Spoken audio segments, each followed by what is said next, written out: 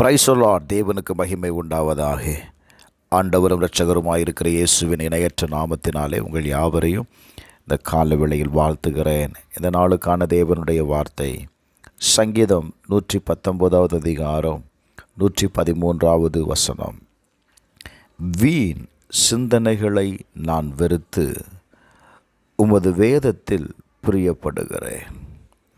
தாவீது சொல்லுகிறான், வீண் சிந்தனைகளை நான் வெறுக்கிறேன். Praise the Lord. அநேக நேரத்தில் நாம் சிந்திக்கிற காரியங்கள் தாங்க தேவனிடத்திலிருந்து நம்ம எவ்வளவு ஜெபித்தாலும் அந்த ஜெபத்திற்கு பதில் வராமல் இருக்கிறது.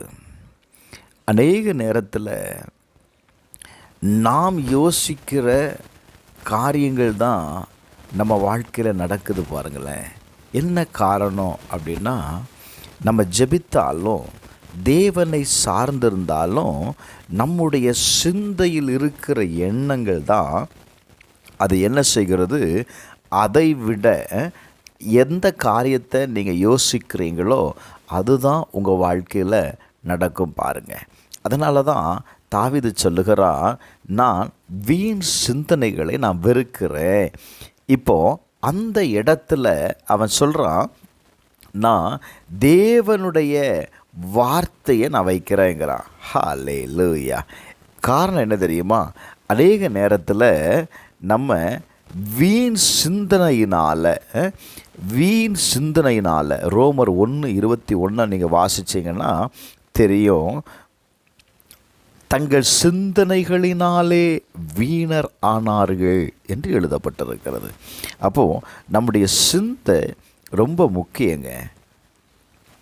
நம்முடைய சிந்தையினாலே வீணர் ஆனார்கள்.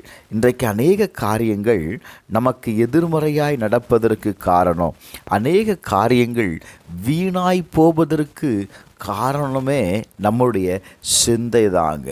ஏங்க, வேதம் சொல்லுது சங்கீதம் 94:11 மனுஷனுடைய யோசனைகள் வீண் என்று கர்த்தர் அறிகிறார். அப்படி நீங்கள் அந்த எண்ணத்தை கிறிஸ்துவுக்குள் கீழ்ப்படுத்தும் போது தான் என்ன நடக்கும் தெரியுமா? உங்களுக்கு விரோதமாக எழும்புகிற காரியத்திலிருந்து உங்களால் ஜெயிக்க முடியும். வேதம் சொல்லுது மார்க் 7:21 மனுஷனுடைய இருதயத்திலிருந்து பொல்லாத சிந்தனைகளும் விபச்சாரங்களும் வேசித்தனங்களும் கொலை பாதகங்களும் வெளிப்படும். பிரைஸ் எல்லாம். அப்போ நல்லா கவனிங்க, உங்கள் சிந்தனையில் என்ன இருக்கிறதோ அதுதாங்க உங்களுடைய இருதயத்தில் இருந்து செயல்பட ஆரம்பிக்கும். சங்கீதம் 119:97 உமது வேதத்தில் நான் எவ்வளவு பிரியமாயிருக்கிறேன், நான் நாள் முழுவதும் அது என் தியானங்கிறான். நீங்கள் எந்த அளவுக்கு இந்த வார்த்தைகளை உங்கள் வாழ்க்கையில் அறிக்கை பண்ணுகிறீங்களோ, அதையே தியானிக்கிறீர்களோ, அப்போது உங்கள் சிந்தனை மாறுபடுகிறது. பிரைஸ் அல்லாஹ். உங்கள் சிந்தனையில் இருக்கிற காரியம்தான் உங்கள் வாழ்க்கையில் நடக்கும் பாருங்கள்.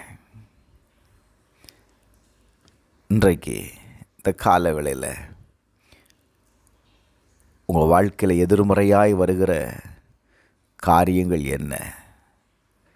அவைகள் எல்லாவற்றையும் நீங்கள் எடுத்து போட்டு இந்த வேத வசனத்தினால் உங்கள் சிந்தையை ஃபில் பண்ணும்போது நான் சொல்லுவேன், அதே உங்கள் தியானமாக இருக்குன்னா நீங்கள் இன்றைக்கி உங்கள் வழிகளில் வித்தியாசத்தை காண்பீர்கள்.